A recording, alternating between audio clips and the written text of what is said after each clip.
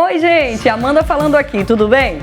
Eu tenho um canal de Telegram chamado Respeita a Polícia. Lá eu envio conteúdos regulares e exclusivos para vocês. Principais disciplinas que caem nos concursos de carreiras policiais, métodos eficientes de estudo, cronograma de revisões, curiosidades do universo criminal e muito, muito mais. Para você fazer parte desse canal, não tem mistério. Na legenda desse vídeo tem um link. Você clica, acessa e pronto! Sem mistério, já faz parte do canal Respeita a Polícia. Uma vez lá dentro, você vai receber vários conteúdos exclusivos, entre áudios, textos, escritos, vídeos e um monte de coisa. Tudo pensado pela sua perita favorita, especialmente para vocês. Vamos nessa? Clica no link e acesse meu canal Respeita a Polícia no Telegram.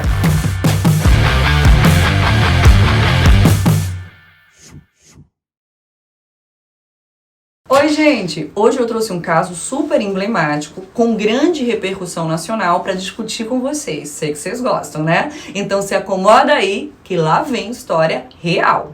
Você já ouviu falar no caso Richthofen? Ele aborda o assassinato de um casal em uma mansão de São Paulo, planejado, pasmem, pela própria filha, e que contou com a ajuda do namorado e do cunhado dela. Esse caso, gente, chocou o Brasil em outubro de 2002 e repercutiu em veículos de comunicação no mundo inteiro. Por ser cheio de detalhes e despertar até hoje o interesse não só de profissionais da área, mas também de curiosos em geral, o caso da menina que matou os pais será o assunto desse vídeo. Se você não conhece o caso, não se preocupa, vou contar os detalhes. Vamos logo começar com esses detalhes? Na madrugada do dia 31 de outubro de 2002, o engenheiro Manfred Albert e a psiquiatra Marisia von Richthofen foram mortos com golpes de barra de ferro enquanto dormiam na casa em que moravam, num bairro nobre de São Paulo. Marisia também foi asfixiada com uma toalha e um saco plástico, crime super brutal. Mas aí vem um detalhe que chocou ainda mais a todos. O crime foi planejado e executado pela filha mais velha do casal, a estudante de direito Suzanne von Richthofen, que na época tinha 18 anos, e contou com a ajuda do namorado, chamado Daniel Cravinhos, e do irmão dele, o Christian Cravinhos. O motivo, gente, seria a desaprovação do relacionamento de Suzanne e Daniel pelos pais dela, além do desejo de usufruir da herança ao lado do seu companheiro. As investigações chegaram ao fim quando, uma semana depois do evento criminoso, os três confessaram o crime. Andrés, é importante falar, filho caçula, irmão de Suzanne, não teve qualquer envolvimento com o crime, tá? Mas quer mais detalhes? Então lá vai. Naquela madrugada, Suzanne guiou Daniel e o cunhado Christian ao quarto dos pais, que estavam dormindo. Acendeu então a luz e desceu para a biblioteca. Os irmãos atacaram o casal com barras de ferro. Marisia resistiu e foi então sufocada com uma toalha. Depois, eles colocaram um revólver que pertencia a Manfred ao lado do seu corpo. Suzanne ficou na biblioteca durante a execução e, segundo ela própria, tapou os ouvidos para não ouvir nada. Depois, ela ajudou a recolher as barras ensanguentadas e mostrou total sangue frio ao espalhar documentos pelo quarto com o intuito de simular um assalto. Com a ajuda dos Cravinhos, ela furtou ainda da residência as quantias de R$8 mil e $5 mil que pertenciam ao seu pai.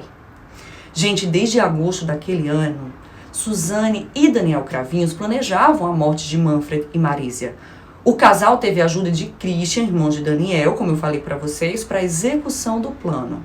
Suzanne deixou o irmão Andrés numa lan house e facilitou a entrada dos rapazes na casa.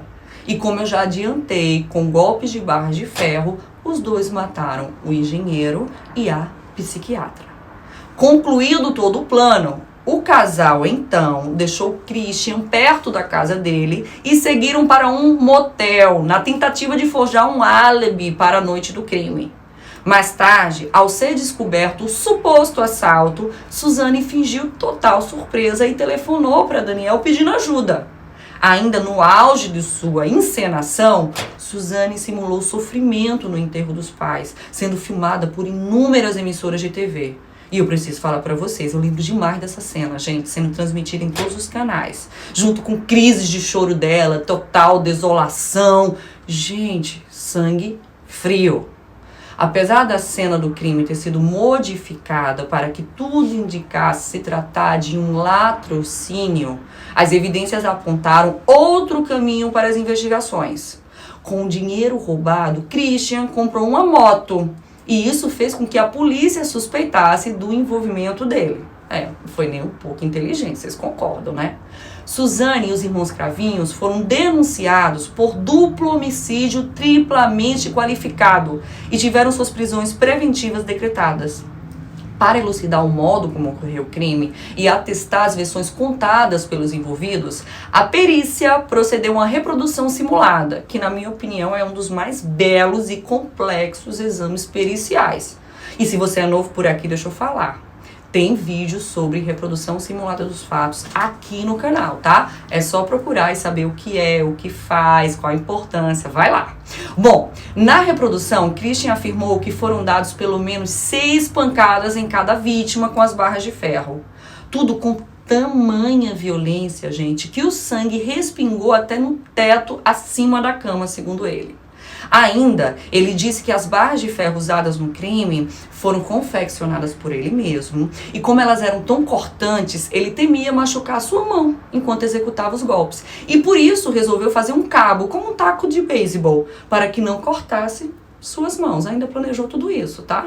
Os 3 envolvidos no crime também disseram à perícia que lavaram as mãos e os objetos usados no crime na água da piscina da mansão para eliminar o sangue do casal assassinado.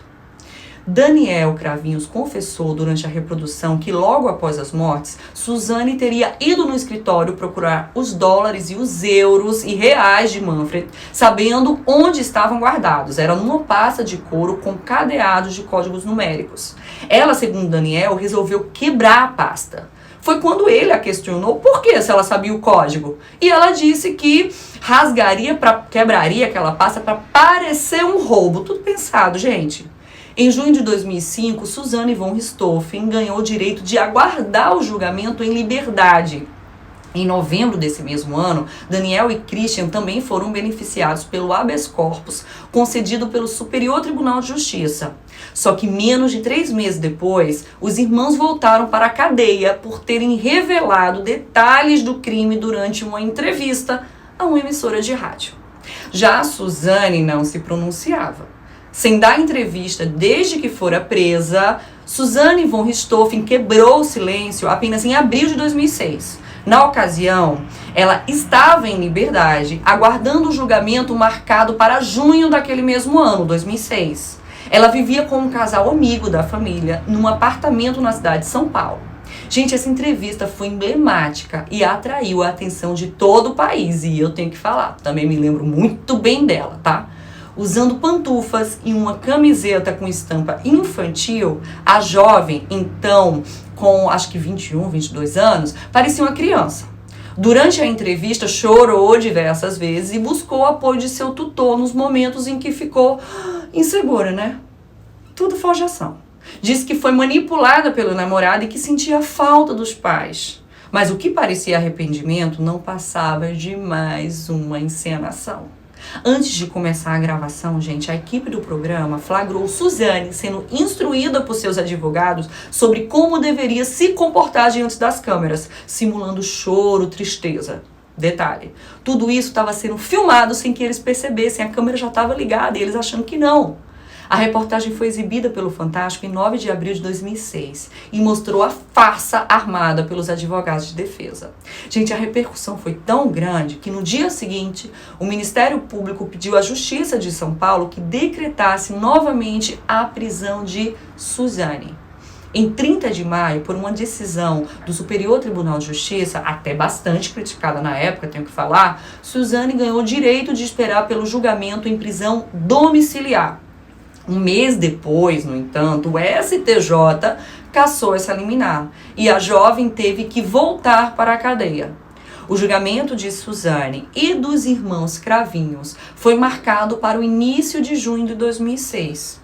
Os 3 responderiam, já falei para vocês, por duplo homicídio triplamente qualificado. Por que triplamente? Motivo torpe, utilização de meio cruel e sem possibilidade de defesa da vítima. Mas por conta das manobras, tanto da defesa dos irmãos Cravinhos quanto dos advogados de Suzane, o júri foi adiado. E aí foi remarcado para 17 de julho de 2006, quando realmente aconteceu. Foram 5 dias de depoimentos e debates entre acusação e defesa que ganharam destaque nos principais telejornais do país e do mundo. Não era permitida a captação de áudio ou imagem durante a audiência, mas os repórteres acompanharam os momentos do julgamento com entradas ao vivo ao longo da programação lá em São Paulo. Gente, o país praticamente parou para acompanhar um dos julgamentos mais aguardados da época. Os laudos periciais de local, necroscópico e de reprodução simulada constituíram fortes provas técnicas utilizadas pelo Ministério Público para postular a condenação de Suzane e dos autores materiais do crime, os irmãos Daniel e Christian. Àquela altura, quase 4 anos após o assassinato de Manfred e Marisa Richthofen, Suzane e Daniel Cravinhos deixaram de ser namorados para se tornarem inimigos. Enquanto os advogados dela alegavam que sua cliente havia sido manipulada por Daniel, a defesa dos irmãos Cravinhos afirmava que fora Suzane quem planejara a morte dos pais e Daniel, por amor, executara o plano. No primeiro dia do julgamento, os Cravinhos mudaram a versão do crime. Para inocentar Christian, Daniel, que era o namorado de Suzane, pelo menos naquela época, disse ter sido apenas ele o autor dos golpes diferidos contra o casal, os sogros. Seu depoimento surpreendeu a todos, mas antes que fosse feita qualquer variação entre os réus, Christian pediu para depor novamente e assumiu sua participação no assassinato do casal. Nos dias seguintes, foi a vez das testemunhas de acusação e de defesa darem seus depoimentos. Entre eles, Andréas, irmão de Suzane. Ele se referiu à irmã como uma pessoa manipuladora, calculista e chantagista e disse que nunca perdoou até então pela morte dos pais. Na fase final do julgamento, o promotor Roberto Tardelli pediu a condenação aos 7 jurados dos 3 réus e com a pena de 50 anos de prisão para cada um. A sentença dos 3 acusados pela morte do casal Richthofen foi anunciada na madrugada do dia 22 de julho de 2006, dia emblemático. Suzane e Daniel, condenados, pegaram uma pena de 39 anos de reclusão, mais 6 meses de detenção.